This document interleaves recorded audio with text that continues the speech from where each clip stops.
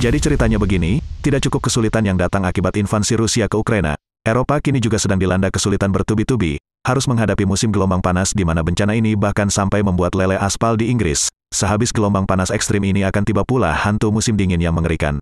Persoalan pertama yang tengah dihadapi oleh negara-negara Eropa adalah menghadapi semua ini dalam kondisi tidak normal seperti yang telah mereka lalui pada tahun-tahun kejayaan sebelumnya, yakni ketersediaan energi dan gas alam yang cukup, ketersediaan pangan yang memadai layaknya negara-negara kaya yang sangat makmur. Kali ini beda, rakyat akan menderita kekeringan gas, kekurangan makan seperti negara miskin di tengah sanksi Rusia. Sanksi yang diberikan Barat dan kini menjadi bumerang. Mari kita perjelas, karena pada permainan ini jelas ada permainan besar yang berujung hadirnya pemenang dan pacundang. Tentu saja Barat ingin menjadi pemenang dan awalnya sangat yakin pasti akan menang, walaupun pada akhirnya kenyataan mulai berkata lain. Putin telah bertindak di luar perhitungan, bahkan sangat cerdas, dia telah berhitung karena telah terbiasa dan belajar banyak dari sanksi-sanksi Barat sebelum invasi ke Ukraina. Dia menabung siasat dan mulai menerapkannya, menghamburkan pelurunya ke wajah Barat. Senjata itu bukan nuklir, bukan rudal Iskandar, tapi energi Rusia. Dia telah membiarkan Eropa bergantung kepada Rusia, lalu pada saat seperti ini, yakni saat yang tepat, Putin lalu mulai menggunakannya sebagai senjata. Dunia tahu ketika Barat menyerang Rusia dengan sanksi bertubi-tubi, adalah wajar jika Rusia bertahan dan balik menyerang, bukan? Masak Barat seperti protes ketika Rusia melawan. Pipa suplai gas di Nord Stream 1 yang terhubung ke Jerman di stop. Ekonomi Jerman dan beberapa negara terkait terancam bangkrut, karena Jerman adalah lokomotif industri Eropa akan ada berpuluh-puluh negara yang ikut bangkrut, penyakit inflasi mudah sekali menjalar seperti api yang disiram minyak dan dihembus angin liar. Harga energi dan harga pangan melambung tinggi. Rakyat berteriak dan mulai marah, mereka melakukan demo di mana-mana.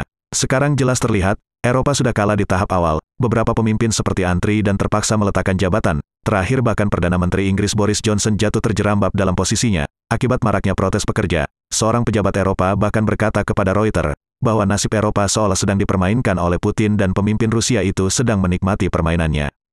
Barat dipimpin Amerika berkomitmen keras menerapkan sanksi, tapi akhirnya terlihat seperti munafik dengan kebijakan ganda, contohnya mereka menyita aset Rusia, dan menahan turbin gas pipa Rusia untuk Nord Stream 1.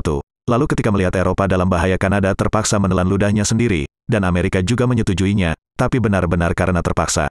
Hal ini diprotes keras oleh Ukraina melalui Presiden Zelensky, tapi Kanada tidak peduli, artinya Amerika dan Kanada sekarang melanggar sanksi mereka sendiri. Rusia menang, turbin itu kembali ke tangan Moskow.